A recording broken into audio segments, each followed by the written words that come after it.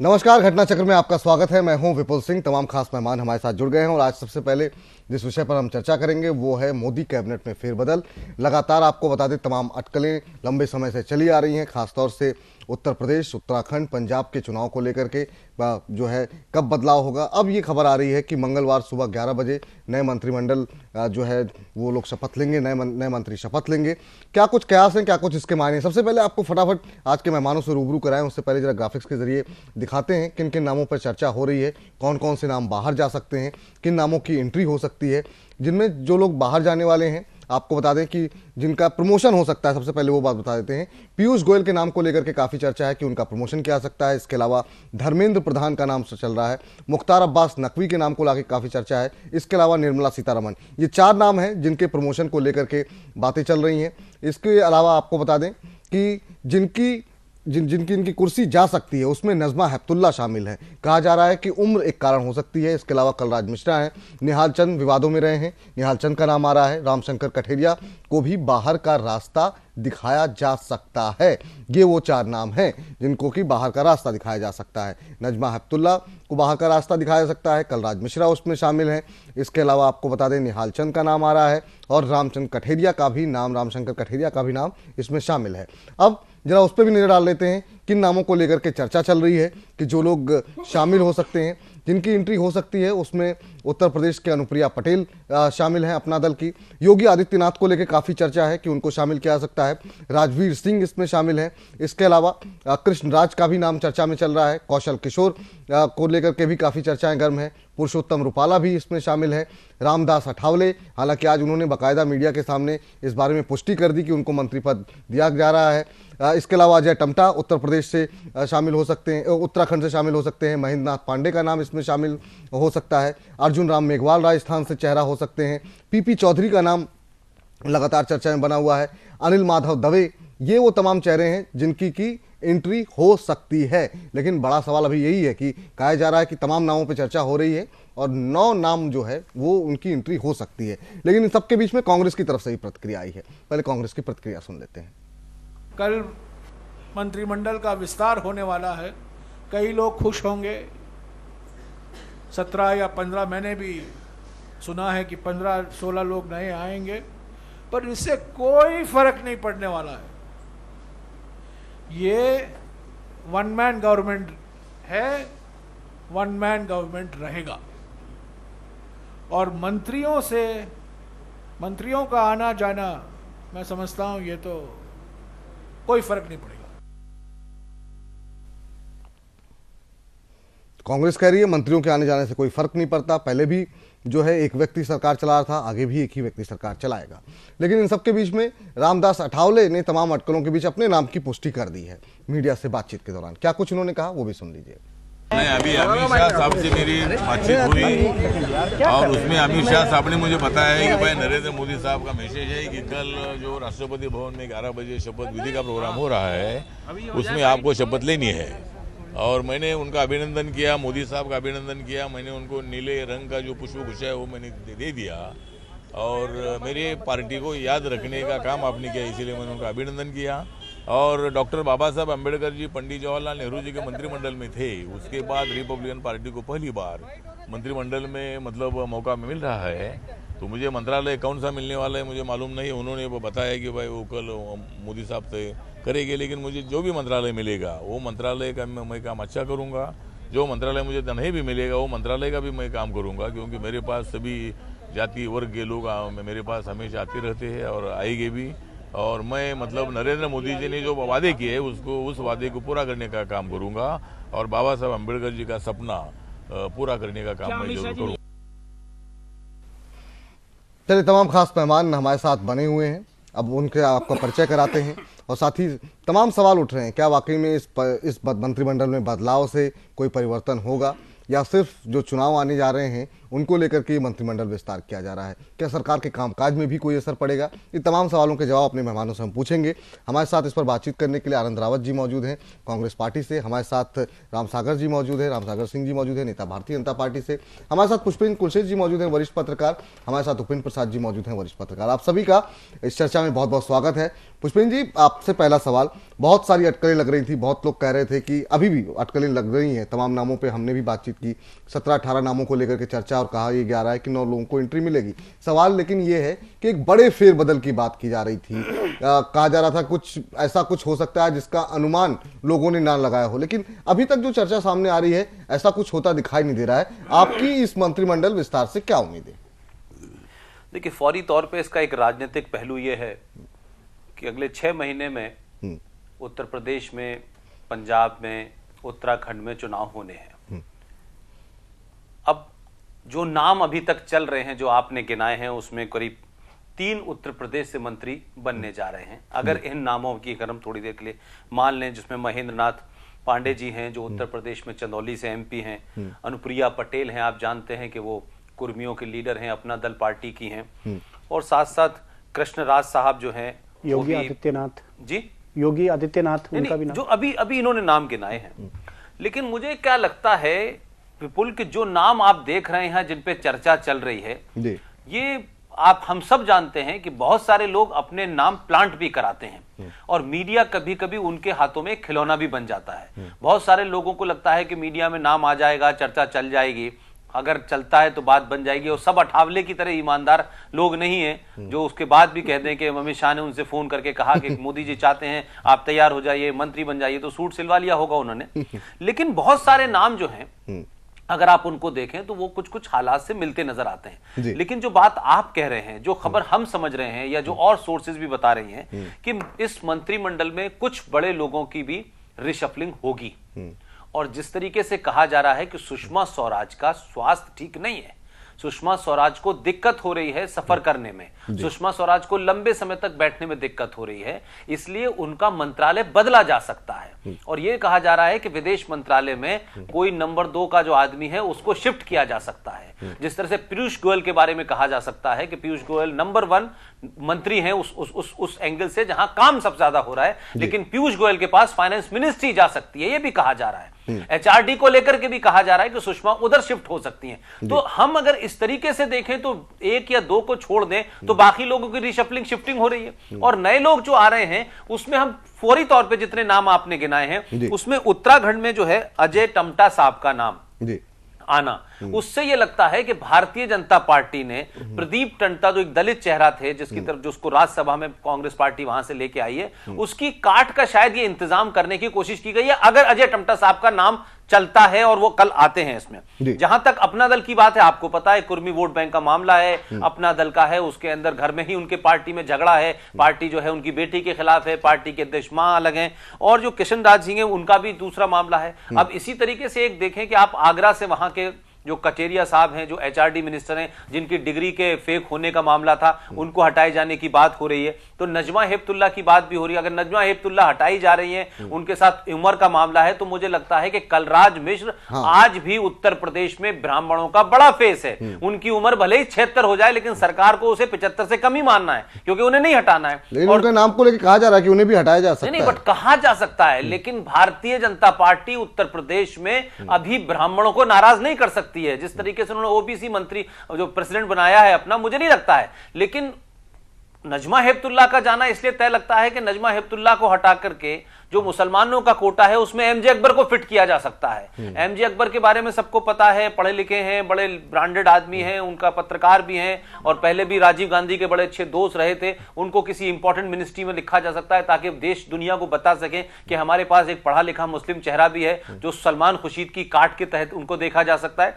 तो कुल मिलाकर के अगर हम राजनीतिक तौर पर देखें तो चुनाव सामने है, और दूसरे तरह से देखें तो इससे यह भी हो जाएगा जब शिफ्ट हो गया कि जो क्लास नरेंद्र मोदी ने 3 घंटे तक ली थी, जिसमें कहा कि बहुत सारे लोग अपने मोबाइल में व्यस्त थे और जो थी उनको अपने असेसमेंट में नहीं दे पाए, इससे यह जरूर साबित होगा कि उस असेसमेंट में कुछ लोगों की परफॉर्मेंस जरूर कमजोर रही है, जिनका या तो मंत्रालय बदला जा रहा है या उनको हटाया जा रहा है। तो 2 चीजें साफ हैं, एक चुनाव और एक परफॉर्मेंस जो है वो नजर आती है। तो आप ये मान के चल रहे हैं अभी कि मतलब कोई बड़ा फेरबदल होगा, कुछ मैं सरप्राइज? अभी भी मानता हूं कि ये जितने भी नाम हैं इसमें बहुत नाम प्लांटेड हैं। जिस तरीके से मैं ये मानता हूं कि उत्तर प्रदेश के भूतपूर्व मुख्यमंत्री जो इस वक्त राजस्थान के गवर्नर हैं, उनको मनाने की कोशिश की गई थी और वो तैयार थे कि मैं गवर्नरशिप से इस्तीफा देने के लिए तैयार हूं, उनको बीजेपी का उत्तर प्रदेश में चेहरा बनाया जाए, लेकिन उनकी उम्र की वजह से नहीं बनाया गया। लेकिन आखिर में बात यह हुई कि उनका बेटा राजवीर, उसको मंत्री बनाया जाएगा, ये अभी तक की खबर है। अब ये बात अलग है कि उसमें एक लोध वोट बैंक है, उसको साधने की बात है। तो कुछ लोग जैसे आप कह रहे हैं ना कि बड़ा फेरबदल होगा या बड़ी चीजें सामने आ सकती हैं, तो ये अभी राज की बात है। बहुत सारे लोग कल 11 बजे में आपको नजर आए वहां बैठे हुए, जिनके नाम हो बेचारे वहां पहुंचे भी ना, ये भी हो सकता है। उपेंद्र जी, आपको कोई सरप्राइज दिखाई दे रहा है? और कल 11 बजे हालांकि ये पर्दा हट जाएगा तमाम सस्पेंस से, और आपको लग रहा है कि अब चूंकि अब बड़ा वक्त गुजर चुका है, लगभग आधा समय सरकार का लगभग जा चुका है, ये बचे हुए आधे समय के लिए आपको लग रहा है कि कुछ बड़े परिवर्तन या सिग्नल देने की कोशिश होगी कि अगर आप परफॉर्मेंस नहीं दिखाएंगे तो आपको पद पे नहीं रहने दिया जाएगा, ऐसा कुछ होगा क्या? देखिए, एक ड्यू तो हो गया था फेरबदल, क्योंकि 5 साल की सरकार होती है, इसमें प्रधानमंत्री को फेरबदल करना चाहिए, देखना चाहिए कि कौन काम कर रहा है, कौन नहीं काम कर रहा है, और या दूसरे जो उनके पास मानव संसाधन है, दूसरे जो सांसद है जो बेहतर कर सकते हैं, उनको लाना चाहिए। तो ये जो फेरबदल होता है, अगर इसी दृष्टि को ध्यान में रखते हुए किया जाए, कि सरकार की जो एफिशिएंसी है उसको ध्यान में रखते हुए किया जाए, तो यह तो उचित है। लेकिन ये करना कि उत्तर प्रदेश में चुनाव है, उत्तराखंड में चुनाव है, ये चुनाव से कोई फर्क नहीं पड़ता है। चुनाव अपने हिसाब से होगा। आप किसको मंत्री बनाते हैं, किसको हटाते हैं, किसको रखते हैं। बिहार में बहुत लोगों को उन्होंने मंत्री बना रखा था, उससे क्या फायदा हुआ? तो ये जो है, ये सोचना ही बेकार है कि आपने उत्तराखंड के आदमी को बना दिया मंत्री तो वहाँ उसका वोट मिल जाएगा, आपने नुप्रिया पटेल को बना दिया मंत्री तो कुर्मियों का वोट मिल जाएगा। अब वो जो है कास्ट जाति की राजनीति भी उस तरह से नहीं चल रही है। खासकर पिछड़े वर्गों की जब आप बात बोल रहे हैं, तो पिछड़े वर्गों में वो उतने पिछड़े भी नहीं हैं, उनमें कॉन्शसनेस है, और एक कास्ट है जो एक कमजोरी हो सकती है। लेकिन पिछड़ा वर्ग में कोई एक जात नहीं है। अगर आप एक जात को एक कर रहे हैं, लेकिन उसमें और 1000 जातियां और अन्य है, तो जो 1000 जातियां हैं उनका वो ये देखती है कि आप हमारे लिए कर क्या रहे हैं। वो लोग तो उनके पास एक से एक पिछड़े वर्गों के नेता हुए, मुलायम सिंह यादव नेता है, अखिलेश नेता हैं, शिवपाल ये नेता है, नीतीश नेता है, लालू नेता है। तो वो असली देखना चाहेंगे कि सरकार उनके लिए क्या कर रही है, न कि आपने उसमें से एक व्यक्ति को पार्टी का अध्यक्ष बना दिया और एक को मंत्री बना दिया। क्योंकि ये जो रिलेशन है नेता और कार्यकर्ता के बीच में, जो 20 साल पहले वाला रिलेशन था, वो भी अब टूट चुका है। पहले जो नेता होते थे कार्यकर्ता से मिलते थे, उनकी समस्या को समझते थे, उसको हल करने की कोशिश करते थे, उसके सुख दुख में उसके साथ रहते थे। लेकिन अभी जो नई ब्रीड है, जो वंशवाद के कारण राजनीति में आई है, जो वंशवाद की पैदाइश है, उसका अपनी जाति के लोगों से रेपो भी नहीं है। तो ये कहना कि आपने अपनी जाति का बना करके उसका वोट ले लीजिए, ये सोच ही बेकार है। बाकी मैं उनकी बात से, जो कांग्रेस के जयराम रमेश थे, उनकी बात से मैं सहमत हूँ। ये सरकार है, उसमें एक ही व्यक्ति की सरकार चल रही है, किसको हटाते हैं किसको लाते हैं उससे कोई बहुत ज्यादा फर्क नहीं पड़ने वाला। सरप्राइज एलिमेंट कुछ रहेगा या नहीं रहेगा? इसमें सरप्राइज एलिमेंट कुछ रह सकता है, रहना चाहिए। अगर नहीं रहता सरप्राइज तो हम समझते हैं कि ये व्यर्थ की कवायद है। बिल्कुल इसमें इतना बड़ा सरप्राइज नहीं है कि अगर अरुण जेटली फाइनेंस से हटा दिए जाते हैं और विदेश भेज दिए जाते हैं तो ये सरप्राइज नहीं है। अगर बड़ा सरप्राइज लॉ मिनिस्टर बनाए जाते हैं तो ये सरप्राइज नहीं है। अगर आप स्वराज नहीं, मैं ये कह रहा हूं कि ये भी एक हिस्सा है इसका। अगर आप जो कह रहे हैं सरप्राइज नहीं रहता तो फिर इसका कोई मतलब जी। अगर आप जो कह रहे हैं पुष्पेंद्र जी, अगर वो होता है तो निश्चित रूप से लोगों के लिए, मीडिया के लिए, तमाम लोगों के लिए बड़ा सरप्राइज। भूपेंद्र यादव को लॉ मिनिस्ट्री दी जा रही है, अगर ये कल आता है तो ये बड़ा सरप्राइज है कि इसका मतलब है कि संघ की तरफ से जिस तरीके की चीजें होनी चाहिए थी लॉ में नहीं हो रही हैं। एचआरडी में जो चीजें चाहते थे वो नहीं हो पा रही हैं। आप फाइनेंस को लेकर के कई सवाल खड़े हो रहे हैं, लगातार अरुण जेटली पर निशाना भी सध रहा है। और ये किसको नहीं पता है कि जिस दिन प्रधानमंत्री ने टाइम्स नाउ को इंटरव्यू दिया था, उसके 3 दिन बाद स्वामी जी और मोदी जी चाय पी रहे थे आपस में। तो बात यह है कि कुछ चीजें होंगी जो बहुत वाकई सरप्राइज करेंगी। मुझे भरोसा है कि वो सरप्राइज होगा। तो मैंने पिछले सप्ताह कहा था। चले 12-14 घंटे रह गए, उस पे अब नजर डालते हैं। लेकिन जरा जो हमारे साथ 2 राजनीतिज्ञ मौजूद हैं उनसे जरा पूछते हैं। आनंद जी, सबसे पहले आपसे जानना चाहेंगे, आप बहुत लंबे समय से कवायद चल रही थी कि उत्तराखंड को अभी तक कोई रिप्रेजेंटेशन केंद्र के अंदर नहीं मिला। इस बार कहा जा रहा है कि निश्चित रूप से 2 लोगों के बीच में टक्कर चल रही है। भगत सिंह कोश्यारी का नाम चल रहा है, अजय टम्टा साहब का नाम चल रहा है।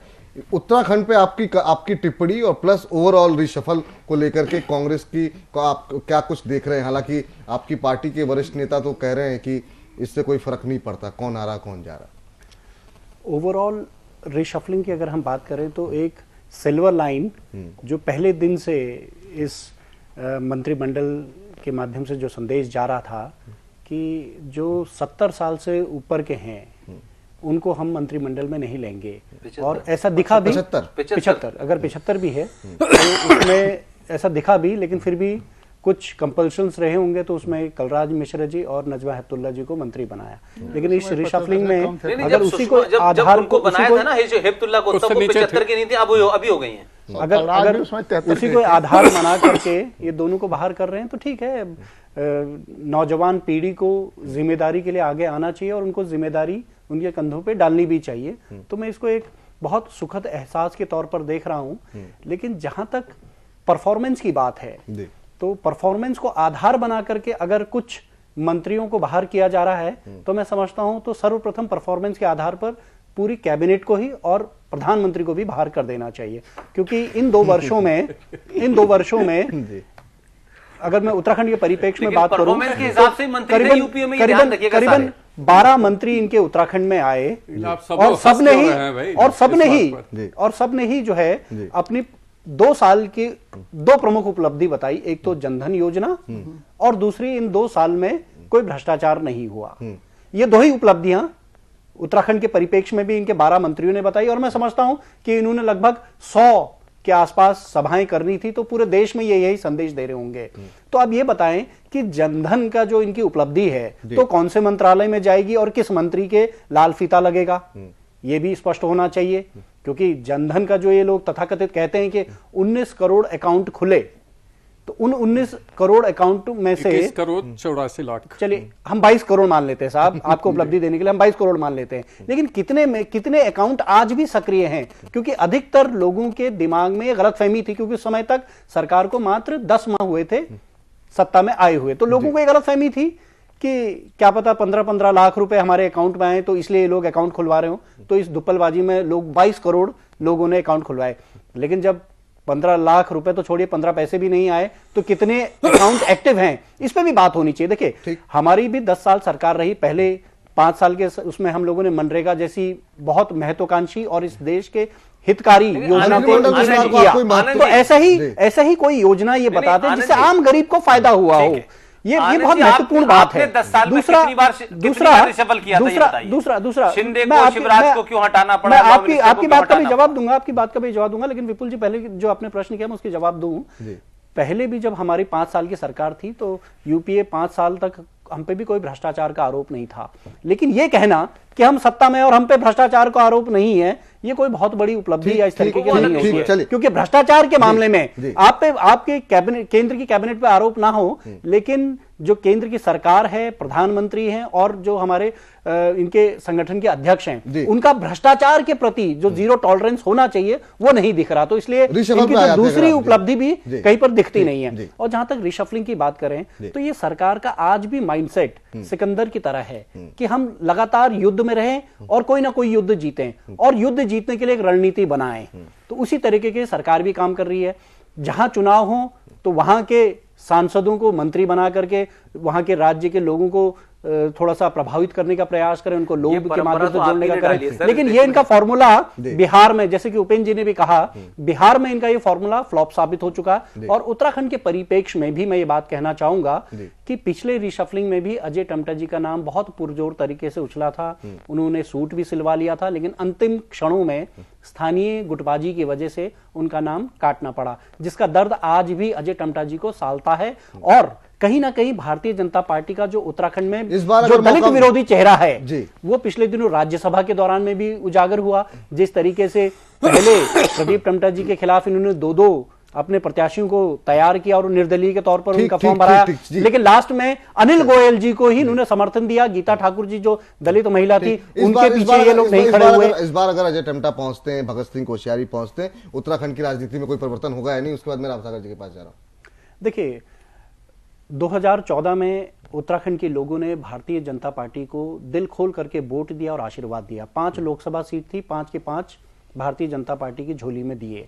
लेकिन जिस तरीके से भारतीय जनता पार्टी का देवभूमि उत्तराखंड के प्रति जो सौतेला व्यवहार है और जो उपेक्षापूर्ण व्यवहार इनका कायम रहा, चाहे वो हम आपदाग्रस्त क्षेत्रों के संदर्भ में कहें या फिर जो हम लोग बार बार केंद्र सरकार से जो पुनर्वास के लिए पैकेज मांगते थे उसके संदर्भ में हो, या पिछले दिनों जो भाजपा प्रायोजित जो राष्ट्रपति शासन और जो राजनीतिक अव्यवस्था और अस्थिरता वाला जो माहौल क्रिएट किया गया, तो तमाम इन चीजों से स्पष्ट हुआ कि भारतीय जनता पार्टी देवभूमि उत्तराखंड के साथ सौतेला व्यवहार कर रही है। और अब 2.5 साल के आसपास का जब समय होने को आया है, तब जाकर के अगर ये चुनाव के मद्देनजर केवल उन 5 सांसदों में से किसी को मंत्री बना करके सोच रहे हैं, तो मैं समझता हूं कि मुगालते में है, गलतफहमी में है। इनको देवभूमि उत्तराखंड से अब इनको कुछ भी राम सागर जी आपसे मेरा सवाल यही रहेगा कि ये जो रिशफलिंग हो रही है, बहुत लोगों का, तमाम मीडिया का, तमाम लोगों का ये मानना है ये सिर्फ उत्तराखंड, उत्तर प्रदेश, पंजाब के चुनाव को ध्यान में रखकर की जा रही है। इसे कितना सही मान रहे हैं आप? पहला सवाल तो यही होगा। और दूसरा, इसका किस तरीके का असर चुनाव में आप देख रहे हैं? क्या अगर बिहार में जिस तरीके से आपको उतनी सफलता नहीं मिली, कई सारे मंत्री बनाए गए, अगर उत्तर प्रदेश में भी ऐसा होता है तो आगे आने वाले चुनाव के लिए क्या ये सबक होंगे आने वाले समय के लिए? पहले मैं अपने जवाब जयराम रमेश जी का जो जवाब था उसका शुरुआत करते हुए मैं देना चाहता हूं। चलिए। जयराम रमेश जी का कहना है कि कोई एक प्रधानमंत्री है, तो ये तो खुशी की बात है कि हिंदुस्तान में पहला बार ये दिखा। उनके सरकार में जब यूपीए की सरकार थी तो जो पीएम थे उनको लोग पीएम मानते नहीं थे। मंत्री की क्या, उसका जो उपाध्यक्ष थे राहुल गांधी, उनके अध्यादेश को फाड़ दिया था। ये आम जनता ने देखा कि किस तरह से पीएम के पद के गरिमा को धूल धूसरित किया जा रहा था। सारे मंत्री अपने आप को सुपर पीएम मानते थे और पीएम बेचारे अपने आप को निरीह मानते थे। ये यूपीए का था। ठीक है। और अभी जो प्रधानमंत्री हैं, पूरा देश देख रहा है कि ये प्रधानमंत्री है और प्रधानमंत्री अपना जो उसका इकबाल होता है वो इकबाल से देश को चला रहा है और सारे मंत्री उसके आदेशों को मानते हैं। प्रधानमंत्री है, लेकिन विदेश मंत्री के रोल में क्यों दिख रहे हैं? क्यों वो विदेश में घूमते दिख रहे हैं जबकि विदेश मंत्री कहीं दिख नहीं रहे? आप विदेश मंत्री को हटा करके विदेश मंत्रालय भी अपने पास ही रख लेना। करके करती है और विदेशों से भी काफी जहां जहां से मुक्ति दिलवाया गया, सुषमा जी भी कर रही थी और प्रधानमंत्री का अपना काम था। प्रधानमंत्री अपने स्तर से काम कर रहे थे, विदेशों में जाकर वहां से फंड ला रहे थे, राम सागर जी वहां भारत का झंडा बुलंद करवा रहे थे, जो आप लोगों ने खत्म कर दिया था हिंदुस्तान के झंडे को। अब जरा रीशफलिंग पे आइए सर, संक्षेप में जी। हाँ, अब रीशफलिंग की बात है तो आपने कहा कि जहां चुनाव होने वाले हैं, जैसे उत्तराखंड हुआ, हिमाचल हुआ या पंजाब की बात कर रहे हैं, उत्तर प्रदेश की बात, लेकिन आप साथ में ये भी देख रहे होंगे कि राजस्थान के लोगों को भी शामिल करने की बात हो रही है, महाराष्ट्र के लोगों को भी शामिल करने की बात हो रही है। इसलिए ये बात पश्चिम बंगाल के लोगों को भी शामिल करने की बात हो रही है। इसलिए इसमें ऐसा नहीं है कि केवल चुनाव को देख करके ही रिशफलिंग की बात हो रही है। चुनाव एक होता है, किसी भी दल का या कोई भी पार्टी होता है तो ये देखा जाता है कि हमको किसमें क्या सुविधा हो सकता है और सरकार चलाने में कुछ लोगों का, जो नए लोग हो गए उन लोगों को ला करके उनसे काम लिया जा सकता है, कुछ लोगों को यहां से हटा करके संगठन में भेजा जा सकता है और संगठन में काम लिया। योगी आदित्यनाथ की भूमिका क्या होगी? बड़ा चेहरा है, कुछ लोगों ने मुख्यमंत्री देखना चाह रहे हैं, कुछ लोग कह रहे हैं अब आप उन्हें केंद्र में मंत्री बनाने जा रहे हैं। क्या तमाम अटकलें चल रही हैं योगी आदित्यनाथ को लेकर के, क्या भूमिका रहने वाली है उत्तर प्रदेश के अंदर उनकी? उत्तर प्रदेश में एक उनकी भूमिका होगी चुनाव में।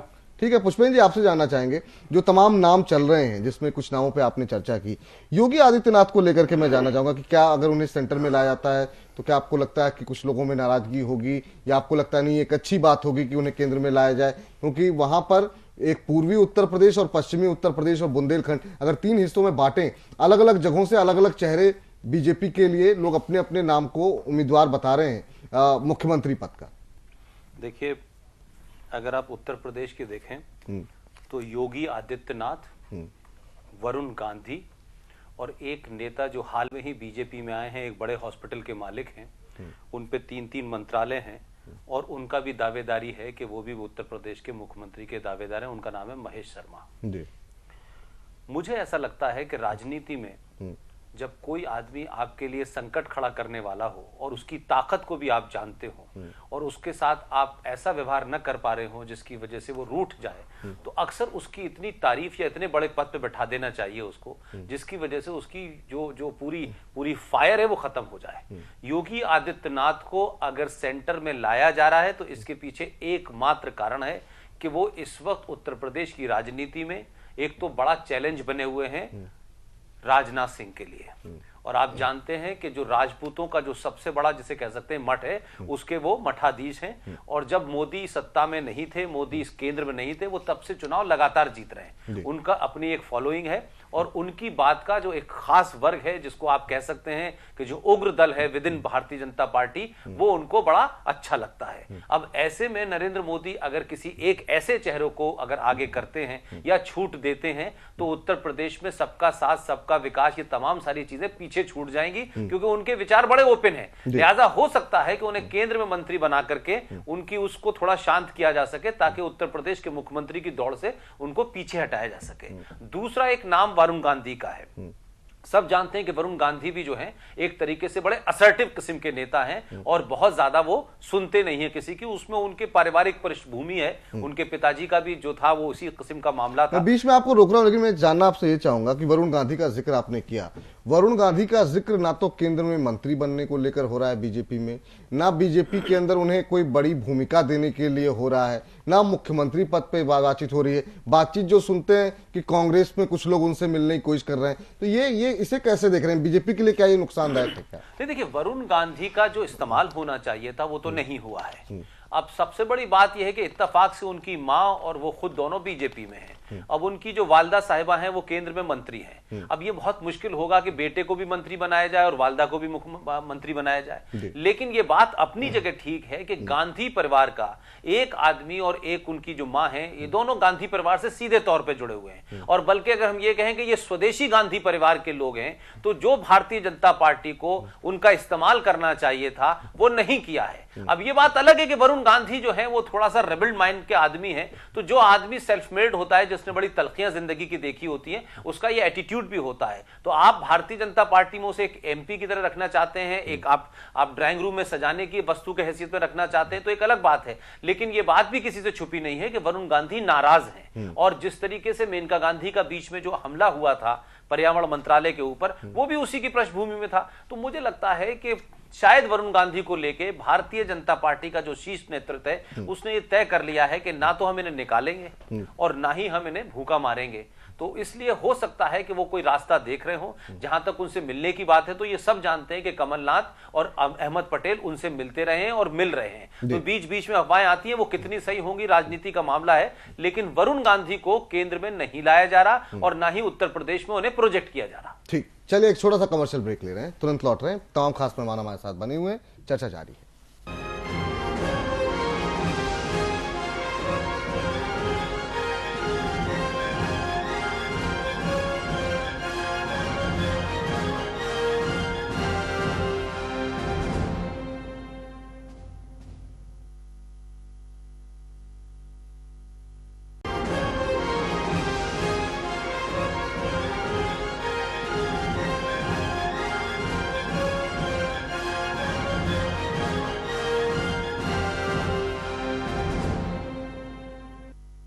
ब्रेक के बाद स्वागत है आपका। हम बात कर रहे हैं केंद्र के अंदर जो जिस तरीके से कैबिनेट में फेरबदल होना है, कौन से चेहरे आ सकते हैं, कौन से चेहरे जा सकते हैं, किसका प्रमोशन हो सकता है, किसका डिमोशन हो सकता है, और इन सब का आने वाले समय में राजनीति में और चुनाव पर किस तरीके का असर होगा।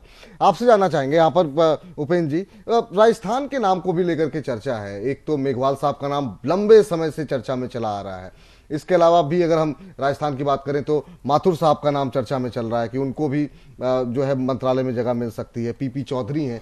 ये राजस्थान को खासतौर से क्यों लाया गया? और दूसरा, उत्तर प्रदेश के अंदर आप अभी कह रहे थे कि एक चेहरे को अगर लेकर के आते भी हैं तो उससे लोगों पे फर्क नहीं पड़ता, लेकिन उत्तर प्रदेश में जिस तरीके से मायावती को एक एक करके लोग छोड़ रहे हैं, स्वामी प्रसाद मौर्य और फिर चौधरी साहब, उसका असर आपको किसे फायदा होगा? उसका बीएसपी को, माफ कीजिएगा, सपा को, कांग्रेस को, या फिर बीजेपी को? देखिए, मायावती की जो राजनीति है अलग किस्म की थी। अब वो राजनीति बदल रही है अपनी राजनीति। उसके कारण जो ट्रेंड लोग पास स्वामी प्रसाद मौर्य, आर.के. चौधरी से लोग वो पचा नहीं पा रहे हैं। हालांकि ये कह रहे हैं कि मायावती हैं जो भ्रष्ट हैं, पैसे लेकर टिकट देती है, तो वो असली कारण नहीं है। वो असली कारण है कि उनका जो इक्वेशन जो बदल रही है वो पूरी तरह से अपनी जाति पर निर्भर हो गई है। वो 3 का कॉम्बिनेशन बना रही है उत्तर प्रदेश में। अपनी जाति, शेड्यूल कास्ट में पूरा नहीं, सिर्फ उनकी अपनी जाति, ब्राह्मण और मुसलमान। उनको लगता है कि 3 को पूरा टिकट दे दो, सीटें दे दो, और तीनों की जो आबादी कुल जोड़ करके करीब 40% होती है, उसकी 3/4 वोट मिल गया, 30% हम चुनाव जीत जाएंगे। ये उनकी सीधी सादी समझ है कास्ट पॉलिटिक्स। तो उनकी ये जो कास्ट पॉलिटिक्स है, बदली हुई कास्ट पॉलिटिक्स है, इसके खिलाफ लोग बगावत कर रहे हैं। स्वामी प्रसाद मौर्य भी ओबीसी के हैं, वो भाग खड़े हुए। उनको लगा कि ओबीसी छोड़ चुका बहुत तेजी से। हमें लगता है कि 2014 में ओबीसी ने पूरी तरह से छोड़ दिया था, और अब भी छोड़े हुए हैं सब। तो इनको लग गया कि हमारे लोग हैं ही नहीं इस पार्टी में, तो छोड़ के चले गए। अब आर.के. चौधरी शेड्यूल कास्ट हैं, उनकी जो जाति है उसको पासी कहा जाता है, और बहुत इन्फ्लुएंशियल और अच्छी खासी संख्या में भी है कुछ इलाके में। तो वो शेड्यूल कास्ट है, लेकिन ये जो अपनी ही जाति पर जो जोर दे रही है मायावती, उसके कारण शेड्यूल कास्ट की दूसरी जातियां भी उसके खिलाफ है। तो इसका तो फायदा किसको हो सकता है? वहां पर 3 ही पार्टियां हैं, कांग्रेस है, बीजेपी है और समाजवादी पार्टी। समाजवादी पार्टी से जो गैर यादव पिछड़े वर्ग के लोग हैं वो नाराज रहते हैं बहुत। तो उसमें है कि भारतीय जनता पार्टी को इसका फायदा हो सकता है। लेकिन भारतीय जनता पार्टी के जो नेता हैं वो सही ढंग से, वो हमें लगता है कि पिछड़े वर्ग की राजनीति को ये लोग बहुत अच्छी तरह से नहीं समझते हैं। वो बहुत जगह सिंबोलिज्म चलाने लगते हैं। तो सिंबोलिज्म से तो पिछले 30-35 साल से उसकी राजनीति चल रही है, तो उसका जो एस्पिरेशन है वो बदल रहा है धीरे धीरे। तो उसके जो बदलते हुए एस्पिरेशन से उसको भारतीय जनता पार्टी के नेता ढंग से समझ नहीं पा रहे हैं, उसके कारण ये गड़बड़ कर सकते हैं। जबकि सबसे ज्यादा फायदा भारतीय जनता पार्टी को ही होना चाहिए। शेड्यूल कास्ट के भी लोग छोड़ेंगे तो ये साफ है कि मुलायम सिंह यादव ने प्रमोशन में, रिजर्वेशन में शेड्यूल कास्ट का विरोध किया था, उसके कारण यूपीए सरकार नहीं कर पाई थी। तो मुलायम के खिलाफ भी हैं वो लोग, शेड्यूल कास्ट के लोग जो मायावती से, तो वो उनका भी रुझान हो सकता है भारतीय जनता पार्टी की तरफ। लेकिन वो भारतीय जनता पार्टी की अपनी राजनीति क्या होती है। अमित शाह हैं जो गुजरात के हैं, प्रधानमंत्री नरेंद्र मोदी भी गुजरात के हैं। अब ये लोग हिंदी हार्टलैंड की पॉलिटिक्स को कितना बढ़िया तरह से समझते हैं, या ऐसे लोगों से सलाह मशविरा करते हैं किनको इन्होंने रखा है सलाह मशविरा करने के लिए, जो कि वहां की राजनीति को समझता हो। तो उसमें है कि भारतीय जनता पार्टी कितना फायदा उठाती है, ये पूरी तरह से भारतीय जनता पार्टी पर निर्भर है। लेकिन हाँ, ये है जो कि वोट है जो छितराएगा चारों तरफ से, अलग अलग जातियों के नाम से बहुत सारे छोटे छोटे दल भी बने हुए हैं उत्तर प्रदेश में। तो उसमें वो बिखराव भी हो सकता है वोटों का बहुत ज्यादा। तो हो सकता है कि भारतीय जनता पार्टी को मार्जिनल फायदा हो, कुछ समाजवादी पार्टी को भी फायदा हो जाए ओबीसी के नाम पर। जो नाराज नॉन यादव ओबीसी लोग हैं उसको अपनी ओर खींच सकते हैं मुलायम सिंह यादव भी। लेकिन मायावती का जो पॉलिटिक्स है, हमें नहीं लगता है कि ये बहुत ज्यादा सफल होने वाली है। ठीक, आनंद जी आपसे जो समझना चाहेंगे 2 चीजें। एक तो अगर हम जो 3 राज्यों को अगर खाली देखें, उत्तराखंड, उत्तर प्रदेश और पंजाब। उत्तराखंड में फिर भी कांग्रेस को लेकर काफी चर्चाएं हैं और आप सत्ता में भी है वहां पर। लेकिन उत्तर प्रदेश और पंजाब की बात करें, पंजाब में जब जिक्र हो रहा है एंटी इनकम्बेंसी का, तो कांग्रेस से ज्यादा आम आदमी पार्टी पर चर्चा हो रही है। उत्तर प्रदेश की बात करें तो अभी भी लोग जो अभी इनिशियल सर्वे शुरू हुए हैं उसमें लोग आपके बारे में चर्चा तक नहीं कर रहे हैं। सपा, बसपा और बीजेपी पर ही बात आ जा रही है। कहा जा रहा है आपकी पार्टी के जो लोग हैं वो भी प्रशांत किशोर जिस तरीके से कामकाज कर रहे हैं उससे वो खुश नहीं है। तो मेरा सवाल आपसे ये है, बीजेपी की तरफ से चाहे कैबिनेट रिशफल करके या तमाम चीजें कोशिश करके अपने नेतृत्व में बदलाव करके एक कोशिश की जा रही है, आपकी स्थिति पंजाब और उत्तर प्रदेश दोनों जगहों पर बहुत सुसुप्त पड़ी हुई है पार्टी, ऐसा लग रहा है। विपुल जी, आपने 3 राज्यों के संदर्भ में मेरी पार्टी की प्रतिक्रिया मांगी है, लेकिन उससे पहले मैं इस मंत्रिमंडल के फेरबदल में केवल 3 प्रमुख मंत्री विभाग के संदर्भ में मैं आप पैनलिस्ट के माध्यम से आपकी जनता के सामने तथ्य रखना चाहता हूं कि 2014 में जब ये सरकार बनी थी तो 3 मंत्रालय ऐसे थे जिस पे पूरे देश की नजर थी। एक तो रक्षा मंत्रालय, क्योंकि वहां पर एक ऐसा व्यक्ति आया था जो गोवा का मुख्यमंत्री था, और किसी भी राजनीतिक के लिए केंद्र में मंत्री बनने से ज्यादा महत्वपूर्ण राज्य का मुख्यमंत्री होता है। तो जब राज्य का मुख्यमंत्री अपना मुख्यमंत्री पद छोड़ करके रक्षा मंत्री बनने के लिए आया था तो बहुत उम्मीदें थी कि रक्षा मंत्रालय में अब कुछ अच्छा काम होगा और दिखेगा पहली बार। लेकिन जिस तरीके से पठानकोट जैसी घटना में अजीत डोभाल एक महत्वपूर्ण व्यक्ति और महत्वपूर्ण जिम्मेदारी के साथ दिखते हैं, लेकिन रक्षा मंत्री वहां पर कहीं पे दिखते नहीं, तब वहां पर थोड़ा सा शंका होती है। साथ ही साथ सुरेश प्रभु जी जो ना आरएसएस पृष्ठभूमि के थे ना भारतीय जनता पार्टी के प्राथमिक सदस्य थे, वो शिवसेना से मंत्री थे। जब वो पहले वाजपेयी जी की गवर्नमेंट थी तो उस समय वो पर्यावरण मंत्री और ऊर्जा मंत्री थे, और उस समय वो शिवसेना के कोटे से थे। जिस तरीके से शिवसेना को नाराज करके और भारतीय जनता पार्टी के एक व्यक्ति को दरकिनार करते हुए उनको राज्यसभा में लाए और फिर उनको रेल मंत्रालय दिया, तो लोगों को बहुत उम्मीद थी कि रेल मंत्रालय में कुछ अच्छा काम दिखेगा। लेकिन आज की तारीख में भी हम इंतजार कर रहे हैं कि सुरेश प्रभु जी रेल मंत्रालय में कुछ काम करते हुए दिखें। तीसरा महत्वपूर्ण विभाग था एचआरडी मिनिस्ट्री, जिसमें केवल एक 12th पास व्यक्ति को भारतीय जनता पार्टी के तमाम तथाकथित बुद्धिजीवियों को दरकिनार करते हुए उनको एचआरडी मिनिस्टर बनाया। तो देश को भी उम्मीद थी कि क्या पता, क्योंकि सास भी कभी बहू थी जैसा हिट कार्यक्रम देने के बाद वो एचआरडी मिनिस्ट्री को भी हिट कर देंगी।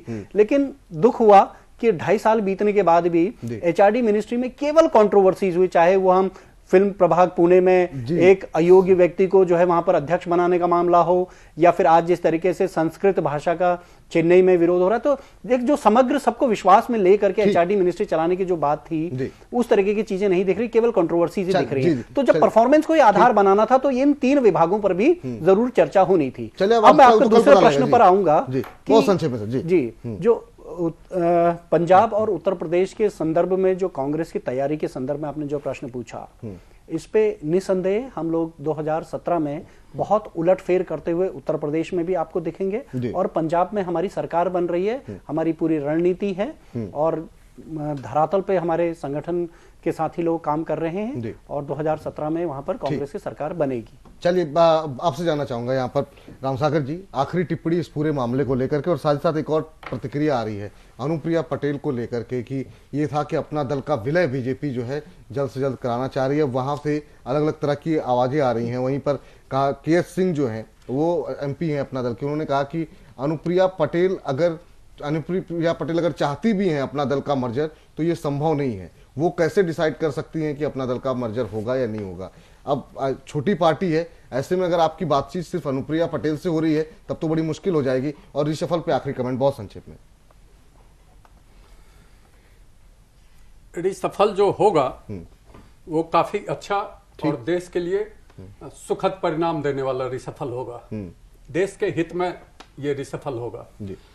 जहां तक ये रेलवे का जिक्र इन्होंने किया रावत साहब ने, तो रेलवे में भी काफी अच्छा परफॉर्मेंस, सुपर फास्ट ट्रेन का भी किराया भी 2-3 गुना बढ़ गया, तो वो भी किराए के साथ सुविधा भी तो बढ़ रहा है। सुविधा तो बढ़ेगा ही। रेल को तो इन लोगों ने मार देने का काम कर रहा था, अब रेल जिंदा हो गया है। प्रॉफिट मेकिंग रेलवे केवल यूपीए गवर्नमेंट में थी।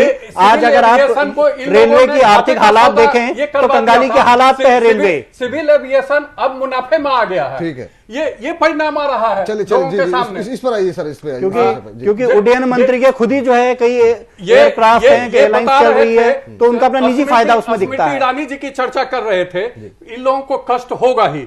जेएनयू के अंदर जो देश के खिलाफ काम करने वाले वामपंथी थे और वामपंथियों को समर्थन देने वाले कांग्रेसी थे, उसमें एचआरडी मिनिस्ट्री का क्या रोल है? उसमें एचआरडी का क्या रोल है? उसमें स्मृति ईरानी जी की क्या भूमिका है? ऐसे लोगों को समर्थन नहीं, रामसागर जी, आप गलत प्रश्न समझे। आप प्रश्न को ठीक से नहीं समझे। अंदर जो आप लॉ एंड ऑर्डर की चीज को जो है एचआरडी मिनिस्ट्री से जोड़ करके देखें। चले कहीं और जा रहे हम लोग कहीं और जा रहे हैं। चले, इसलिए आपके अंदर चले, ब्रेक का वक्त हो गया। चलते चलते 10 सेकंड में आपसे जानना चाहेंगे पुष्पेंद्र जी, बीजेपी प्रेसिडेंट अमित शाह की बैठक, अब वो मिलने पहुंचे हुए आरएसएस के नेताओं के साथ, देर रात तक कुछ नाम कंफर्म हो सकते हैं क्या? बस छोटी सी टिप्पणी दीजिए, ब्रेक का वक्त हो गया। दूसरे विषय मुझे लगता है कि जो नए लोग बनने हैं उससे ज्यादा महत्वपूर्ण इस समय संघ के साथ जो मीटिंग होने जा रही है, उसमें जैसे मैंने पीयूष गोयल, नितिन गडकरी, सुरेश प्रभु, भूपेंद्र, अरुण जेटली, सुषमा स्वराज, इनके मंत्रालय चेंज होने पे होने जा रही है। और दूसरी बात जो अभी आपने आनंद जी से पूछी थी, गुलाम नबी आजाद ने प्रियंका गांधी का नाम ऑफिशियली स्टार कंपेरन के लिए कहा है, और अब से 1 घंटे पहले गुलाम नबी आजाद सोनिया गांधी से इसी मुद्दे पे मुलाकात कर रहे हैं। तो इन्होंने अपने स्टार कंपेनर के बारे में जो बात गुलाम नबी आजाद ने कही है, अब उस पे जो है सिर्फ सोनिया गांधी को मोहर लगानी है, तो वो उनको तैयार है कि नहीं है। लिहाजा मैं समझता हूं कि अगर हम ये कहें कि रिशफल में सिर्फ उत्तर प्रदेश पंजाब को देखा जाए तो उसके अलावा बहुत जगह के लोग इसमें मंत्री बन रहे हैं, लेकिन ये बात अपनी जगह है कि उत्तर प्रदेश से उतना प्रतिनिधि नहीं था, जहां तक उत्तराखंड की बात कही वहां से भी नहीं था, तो ये तमाम फिलअप करने की बात है। लेकिन मैं इससे ज्यादा महत्वपूर्ण मेरे लिए अरुण जेटली, सुषमा स्वराज, नितिन गडकरी, पीयूष गोयल, इन लोगों के मंत्रालय को लेकर के। चलिए फिलहाल एक छोटा सा ब्रेक का वक्त हो गया है, ब्रेक के बाद दूसरे मुद्दे की बात करेंगे, लेकिन नजरें हमारी लगातार रहेंगी कि क्या जो बड़े नाम हैं उनमें फेरबदल होगा, कौन से नए चेहरे शामिल होंगे। सबसे पहले जैन टीवी पर हम आपको बताएंगे और उसका विश्लेषण भी करेंगे। कल नजरें हमारी लगातार लगी रहेंगी और आज देर रात हो सकता है कुछ बड़े नामों की घोषणा हो जाए। छोटा सा ब्रेक, ब्रेक के बाद बात करेंगे बिहार की।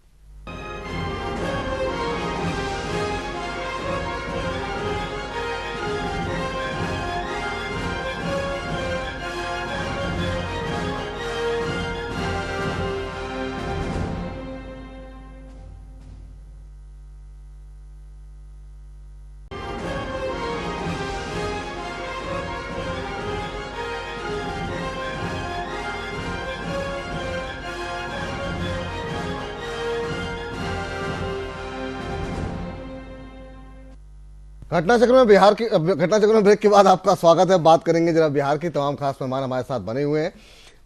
बिहार के अंदर आपको बता दें कि फिर से राजनीतिक जो है उठापटक देखने को मिल रही, तमाम तरह की बयानबाजी हो रही है। लालू प्रसाद यादव कह रहे हैं रामविलास पासवान की उम्र ज्यादा हो गई है, उनको केंद्र में मंत्री पद से हटा देना चाहिए, उनकी जगह जीतन राम मांझी को लाना चाहिए, वो जो है समाज के सबसे पिछड़े तबके से आते हैं। तो जीतन राम मांझी की तरफ से भी लालू और नीतीश की तारीफ में कसीदे कड़े गए हैं। क्या कुछ इसके मायने हैं, किस तरह की राजनीति है, इस तमाम पहलू पे बातचीत करते हैं। छोटी सी टिप्पणी जरा सुन लेते हैं जीतन राम मांझी की। नीतीश कुमार जी को हम ये मानते रहे हैं कि उनके चलते ही जो आज हम हैं सो हैं, नहीं तो हम तो सही है कि एक विधायक मंत्री के रूप में थे और अपना सोच रहे थे कि इसी रूप में खत्म होगा, लेकिन ये तो नीतीश जी की महानता थी और हम हर वक्त उनको महान मानते। यहीं पर आप लोग फिसल जाते हैं, नहीं बोलते हैं। तो वो अगर वो नहीं कहते कि जीतन मांझी को मंत्री बना के, मुख्यमंत्री बना के हमने भारी भूल की है, ये शब्द अगर नहीं कहते तो आज भी हम कहते कि हम उनको अपना भगवान मानते हैं। अपने लिए, राज्य के लिए क्या कर रहे हैं, समाज के लिए क्या हो रहा है, वो तो गड़बड़ हो ही रहा है, उसके लिए उनकी आलोचना करते हैं। लेकिन जहां तक पर्सनल बात थी उसके लिए हम मानते हैं। लेकिन मेरे सारे बात को एक शब्द में उन्होंने धो दिया कि जीतन मांझी को बनाकर हमने भारी भूल की है। अगर आज नीतीश कुमार कह दें कि हमने भारी भूल करने की जो गलती की थी हम उसको विड्रा करते हैं, तो आज से फिर हम उनको कहेंगे कि नहीं नीतीश कुमार भाई वो हमको कम से कम जन्मदाता एक तरह से राजनीति में है। इतना चलिए, तो सुना आपने किस तरीके से राजनीति बदलती है, स्थितियां परिस्थितियों के हिसाब से बयान भी बदलते हैं। तमाम खास मेहमान हमारे साथ बने हुए हैं। ये उपेंद्र जी, आपसे शुरुआत करना चाहेंगे, क्या मायने निकाले जाएं? एक तो क्या अलग थलग पड़ गए मांझी, बिहार में उन्हें काफी उम्मीद थी, शायद वो मुख्यमंत्री या बड़े मंत्री बनने चाहते थे, वैसा हुआ नहीं, एनडीए बुरी तरह हारा। अब उनको लग रहा है कि लालू नीतीश के नजदीक जाएं ताकि कुछ भला हो सके, या फिर केंद्र में जगह पाने के लिए भी ये दबाव आपको लगता है कि हो सकता है? ये कैसे देख रहे हैं साहब? नहीं, ये तो इस बात का तो मलाल उनको होगा ही कि अगर वो एनडीए में है तो एनडीए की जो केंद्र की सरकार है उनको महत्व मिले। हालांकि वो विधायक है और अपनी पार्टी का एकमात्र विधायक है, तो अगर उनको केंद्रीय मंत्री भी बना दिया जाता है तो समस्या आएगी कि उनको सांसद कहाँ से बनाया जाए।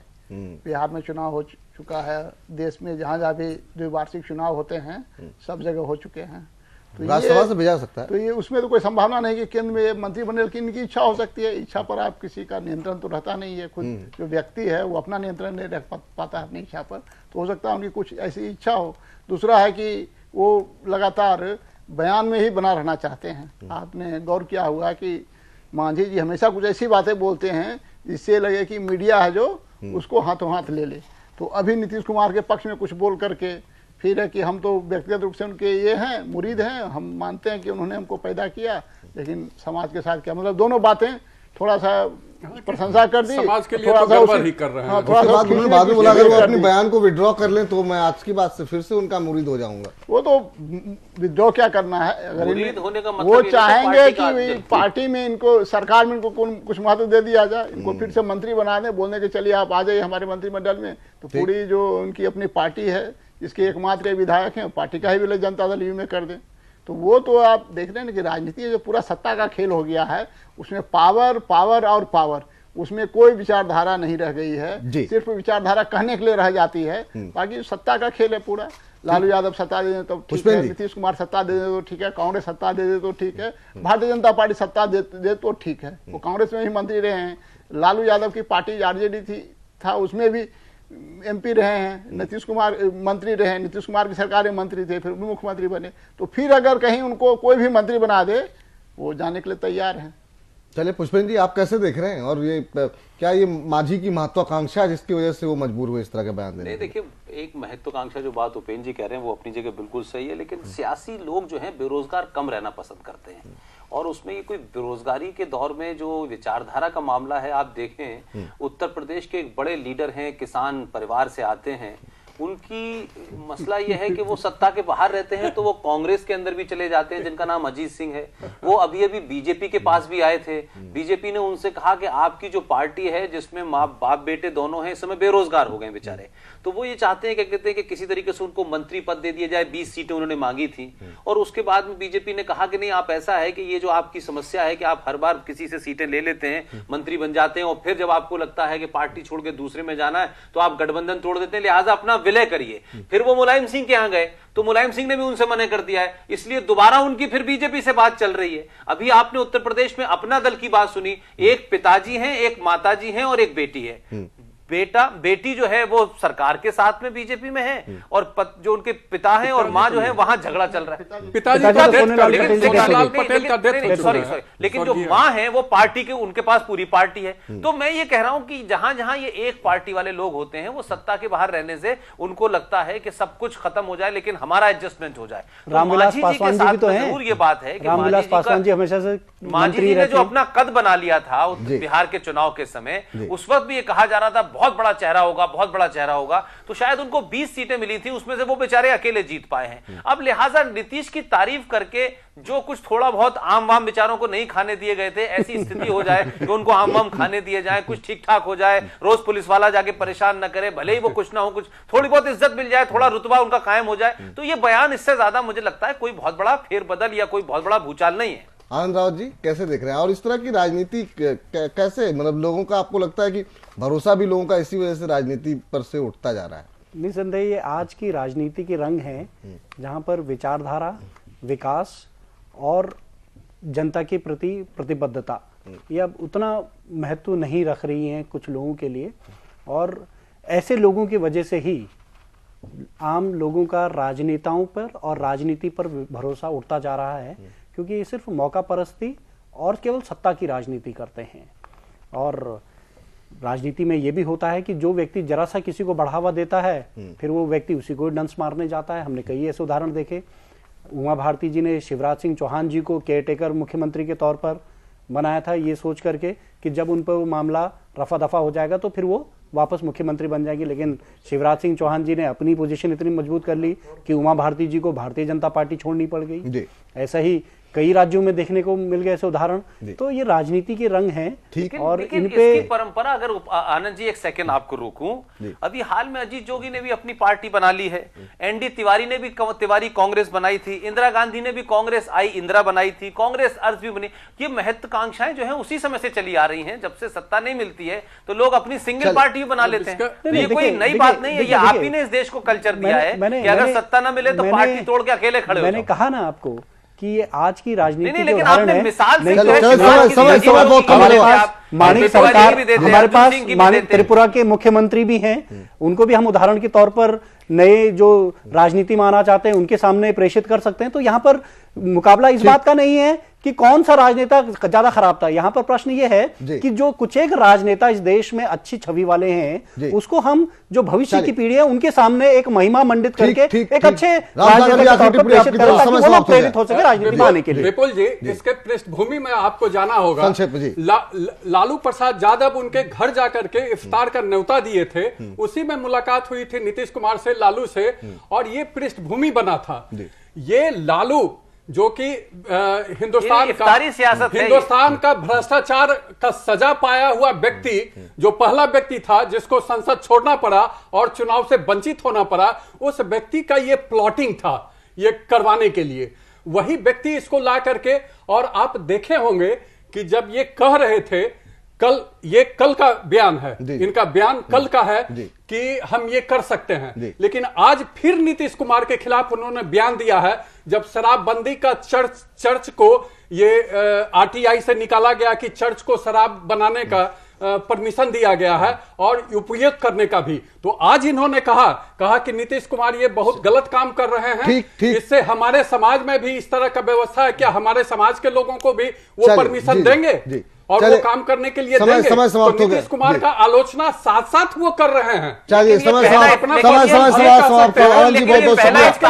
बहुत बहुत शुक्रिया राम सागर जी आपका, आनंद जी आपका, पुष्पेंद्र जी आपका, उपेंद्र जी आपका आज की इस चर्चा में शामिल होने के लिए। घटना चक्र में इतना ही। आप देखते रहिए जैन टीवी। नमस्कार।